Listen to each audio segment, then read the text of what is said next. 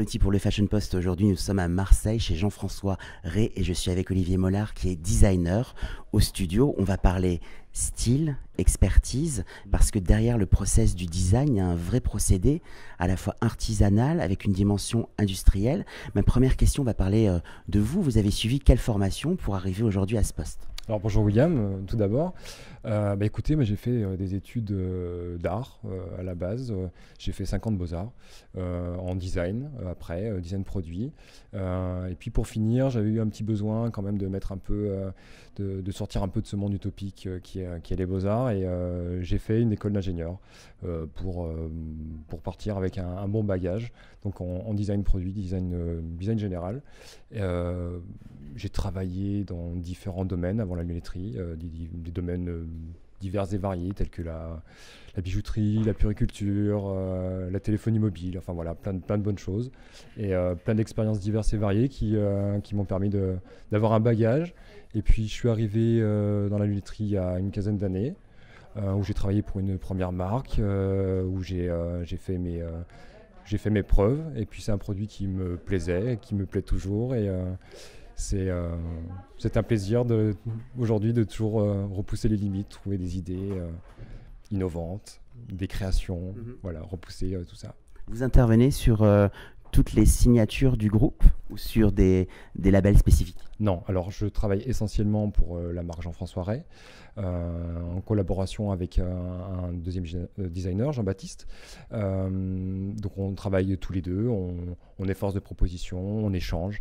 La création, il faut le savoir, il faut le dire, l'idée sort de la tête d'une personne, mais on ne s'arrête pas là. C'est les discussions quotidiennes, c'est les échanges qui vont aussi forger vos décisions finales et orienter tout ça. Donc c'est une grande importance, c'est un travail d'équipe. On est plusieurs designers ici.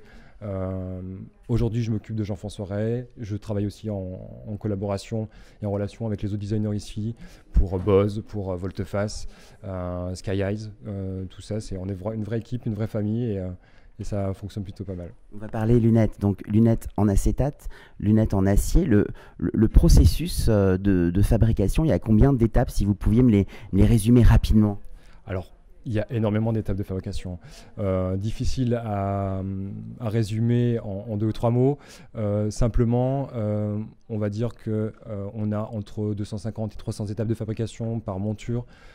Tout dépend de la complexité de la monture. On a entre 8 mois et 18-24 mois de temps de développement. C'est très long.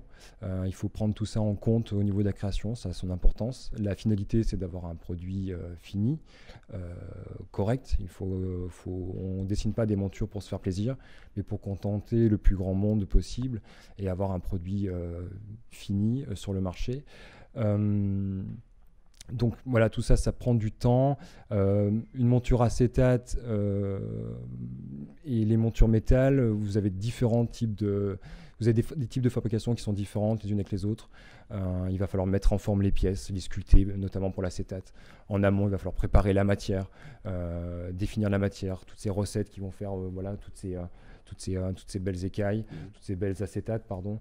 Et puis après, en parallèle, vous avez le métal où là, il va falloir mettre en forme, découper les pièces, mettre en forme, les retailler, les assembler par soudage. Donc c'est un travail long et fastidieux, mais oui, on n'imagine pas en tout cas tous ces process lorsqu'on porte la lunette, soit pour la vue ou en accessoire ou en solaire.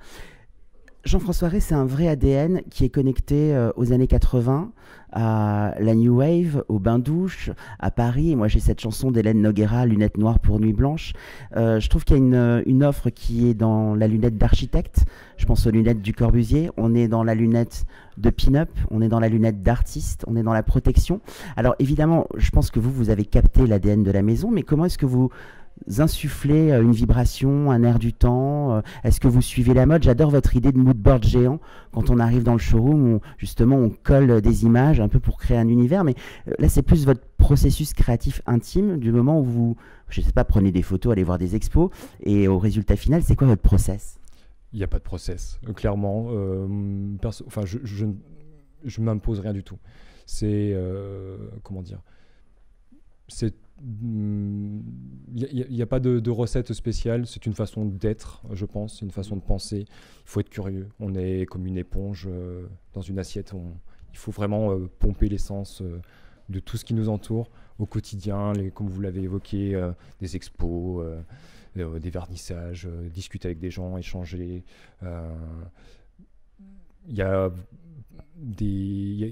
toute une partie mode vraiment où il faut voir un peu l'état du marché et deviner ce que va être les futures modes, puisque comme je l'expliquais précédemment, les montures on les dessine entre 8 mois et 2 ans à l'avance, donc il ne faut pas se tromper.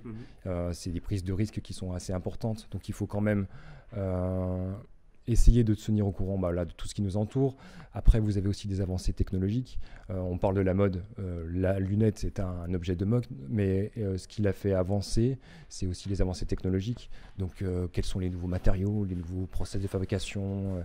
Voilà, il y a tout le côté ingénierie, entre guillemets, qui est un peu moins poétique, mais il faut quand même en tenir compte.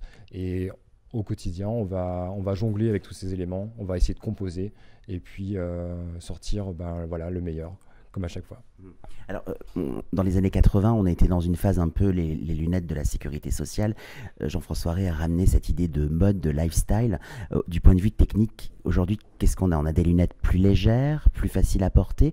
On va plus rentrer dans la technicité avec, je sais pas, des métaux à mémoire de forme. Est-ce que tout ça, ça peut s'incorporer dans la lunette ou... Oui.